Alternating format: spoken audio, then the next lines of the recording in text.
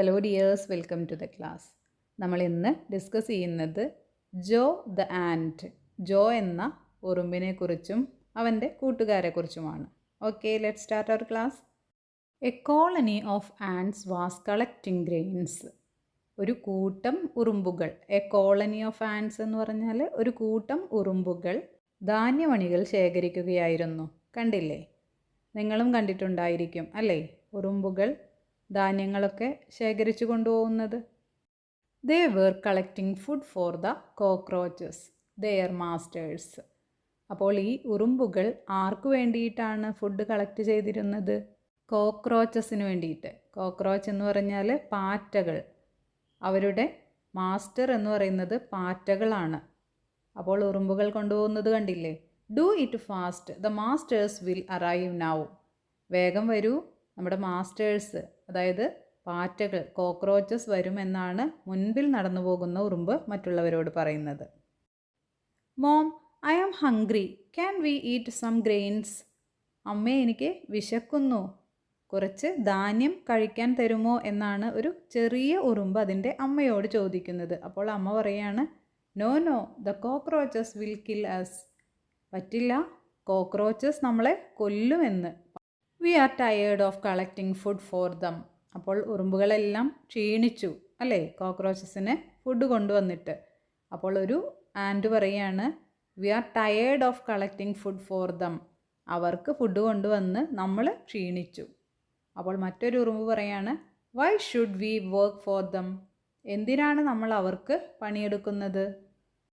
ഒരു ഉറുമ്പ് കോക്രോച്ചസിൻ്റെ അടുത്ത് ചോദിക്കുകയാണ്, please spare some grains for us.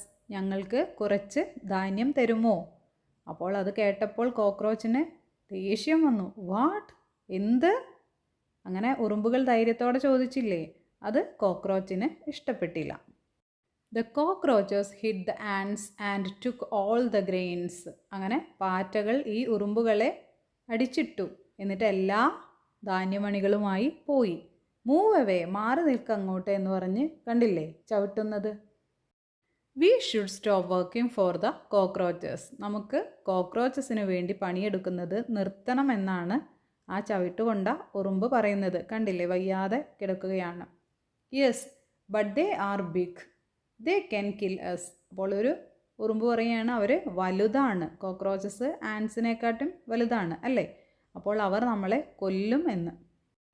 One day Joe the ant called his friends. ഒരു ദിവസം ജോ എന്ന ഉറുമ്പ് അവൻ്റെ ഫ്രണ്ട്സുകളെ വിളിച്ചു. We should fight against the cockroaches. നമുക്ക് കോക്രോച്ചസിന് എതിരെ ഫൈറ്റ് ചെയ്യണം. But how? അപ്പോൾ ഫ്രണ്ട്സിന് എങ്ങനെയാണ് അത് ചെയ്യുക എന്ന് അറിയില്ലായിരുന്നു. അപ്പോൾ അവർ ചോദിക്കുകയാണ്, ബട്ട് ഹൗ? പക്ഷേ എങ്ങനെ നമ്മൾ അവരെ എതിർത്ത് നിൽക്കും എന്നാണ് ചോദിക്കുന്നത്. I got an idea. എനിക്ക് ഒരു ഐഡിയ കിട്ടിയിട്ടുണ്ട് എന്നാണ് ജോ എന്ന ഉറുമ്പ് പറയുന്നത്. ഓൾ എഗ്രീഡ് വിത്ത് ജോ. എല്ലാവരും ജോ പറഞ്ഞതിനോട് യോജിച്ചു. എന്തായിരിക്കും ജോ പറഞ്ഞിട്ടുണ്ടാവുക? കോക്രോച്ചസിനെ ഓടിക്കാനുള്ള ഒരു വഴിയായിരിക്കും അല്ലേ? അതുകൂടാതെ പിക്ചറിൽ ഒരു ബേർഡിനെ കൂടി കാണുന്നുണ്ട്. അതൊരു റിയൽ ബേർഡ് അല്ല, കണ്ടില്ലേ, ലീഫൊക്കെ വെച്ച് ഉണ്ടാക്കിയിട്ടുള്ളൊരു ബേർഡാണ്. അപ്പോൾ ഇതായിരിക്കും ചിലപ്പോൾ ജോ പറഞ്ഞ ഐഡിയ.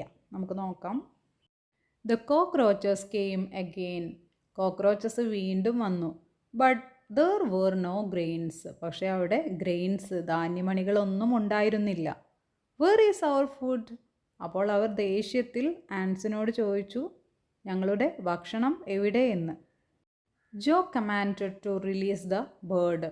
അപ്പോൾ ജോ മറ്റുള്ളവരോട് പറഞ്ഞു ആ ഒരു ബേർഡിനെ അവിടെ നിന്നും വിട്ടയക്കാൻ.